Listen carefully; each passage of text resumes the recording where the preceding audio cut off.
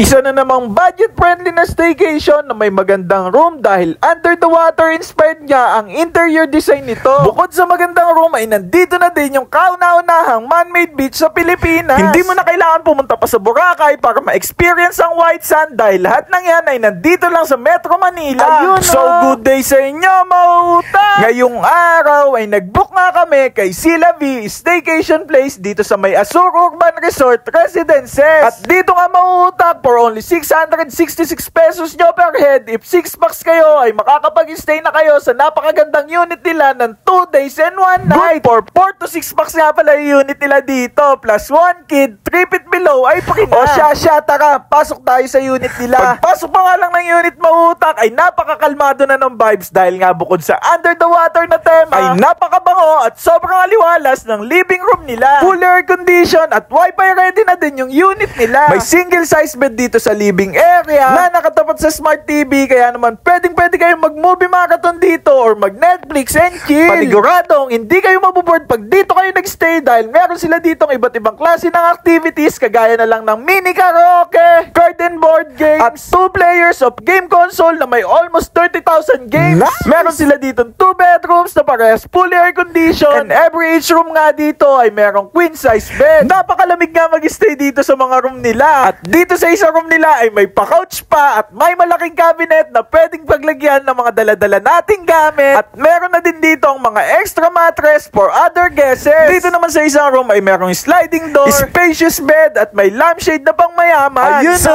meron na din ditong mga cabinets at pre-life beds na pwedeng gamitin ng mga babies nyo kapag magsiswimming na sila. Pwede nyo din gamitin yan. Hindi lang namin nagamit kasi yung baby ko 22 years old na. Ay talaga ka. Every each room nga dito mauutak ay connected na din sa balcony. Napakaganda ng balcony nila dito dahil dalawang view yung makikita nyo. Isang napakagandang view sa lagoon pool at isang city view na very relaxing pagmasdan. Meron na din ditong table and chairs para pwede kang magkape habang nagsa-sightseeing. O siya, dito naman tayo sa fully functional kitchen nila. Wala ka nang poproblemahin pa dahil kompleto na sa kagamitan kagaya na lang ng induction stove, rice cooker, microwave, refrigerator, electric kettle, complete cooking utensils, dishwashing soap, at may pa-pre-purified drinking water na din. Magdala ka na lang ng lulutuin at all goods na lahat. Kung hindi ka man makapagdala ay huwag ka mag-alala dahil dun mismo sa baba ng tower ay meron na malalapit na convenience store. Puntahan naman natin yung kauna-unahang man-made beach dito sa Pilipinas. Ito nga din yung pinaka-pinagmamalaki ng Azur. Kung gusto nyo mag-swimming ay may pool fee lang dito na 250 pesos per head. At ang oras ng pool nila sa umaga ay 7 AM to 12 PM at pagdating naman sa hapon ay 2 PM to 7 PM. Sarado nga din pala yung pool nila every Monday dahil pinapanatili nila itong malinis. At ayun nga yung araw ng general cleaning. Bago kayo bumalik ng unit mauutak ay siguraduhin yung nakapagpalit or nakapagpatuyo na kayo. At after ng swimming mauutak ay punta naman natin yung bathroom ng Sila V. Maganda, malinis, may hot and cold shower, free body wash, shampoo, conditioner, hand soap at free na din ang towels and other basic toiletries. O diba, napakadami nilang pa-previous kaya naman sulit na sulit yung stay nyo dito. At kung nakukulangan kayo sa impormasyon na binigay ko ay eto na yung FB page nila para kung gusto nyong magpabook. At meron pa kayong ibang katanungan ay rekta message na lang kayo sa page nila at nagre-reply naman sila kagad. Dito din pala sila located sa Maui Tower, Unit 1616 sa Azur Urban Resort Residences sa may Paranaque. Alam kong pagod ka at gusto mo din mag-relax kaya wag mo nang patagalin pa, mag-book ka na. So paano mauutak? Hanggang dito na lang din siguro.